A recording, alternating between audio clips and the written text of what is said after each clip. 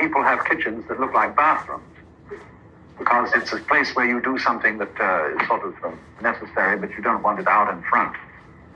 See? And they have no color in them.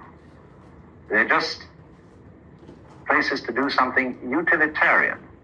And when we do something utilitarian, boy, does it look it. You see, the kitchen should be the center of the home. And no food tastes as good as food that has been prepared under your nose. Watch it sizzling. See? So we have to return to a thorough appreciation of this, because otherwise we'll just be eating for the future. So the great cook always loves the raw materials. Like, what could be more beautiful than an egg? Or a potato? Or a slab of beef? Or a beautiful long silver fish?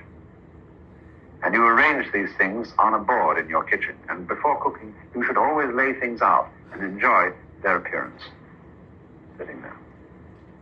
And then cooking is the art of loving a thing into superb edibility. And you have to hover over it. You mustn't switch it on, look at your watch, and then go away and read the newspaper when it's done. And all that attitude is in every moment of tea ceremony. The preparation of it is as important as the serving of it. And in serving of it, you're not just passing someone a cup, here, have this. As if the cup were an unimportant vessel in which the thing that's good for you is there. See? It is that the very act of handing a person this thing, you see, is, we don't have to say it. It'd be too bad to say it or even think it, but this is the play of the cosmic energy. This thing's going whammo. Now there it is right there.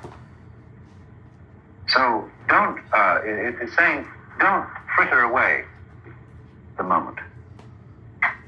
Every moment, present moment, is sacred moment. And live it. There's nothing else to do, as a matter of fact. You can't escape that. But so many people bolt their lives like bolting food.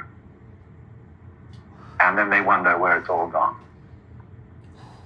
You can, slow down time. Everybody feels in a rush. The time is just roaring by. Robinson Jeffers says time goes faster in California than anywhere else in America. Because everybody's been following the sun. Then they got stopped by the Pacific Ocean. And then the sun went down, and they're still going west as far as possible to lengthen the day, to lengthen life, to hang on to this in the hope that somewhere along the line, someday, somehow, that great, voluptuous goodie you were looking for is going to turn up. Never does. Because you can't seek it tomorrow. You can only find it now.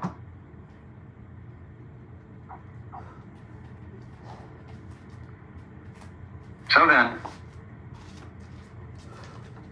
the ritualistic attitude is simply, it comes from knowing, only we can't say what it is that we know, but just that you're it. And it's very funny. People say they don't know, but I can look into your eyes and I can see the Mother Goddess of the universe looking right at me.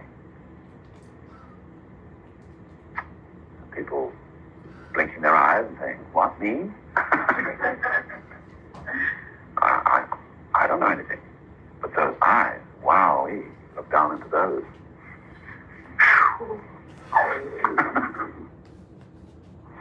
Now, I was explaining to you this morning the basic connection between Zen Buddhism and the secular everyday world, in which there is no obstruction, no barrier between the sacred and the secular, the transcendent and the everyday worldly.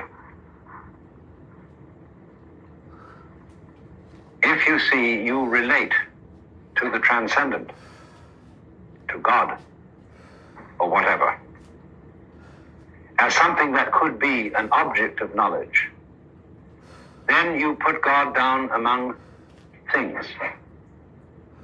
To relate to God as it were to another person is to ungod God and make the absolute one thing among others. On the other hand, when you leave the transcendent transcendent,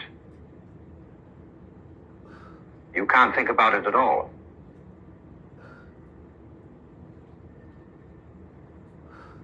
And therefore you could say, how could I relate to it?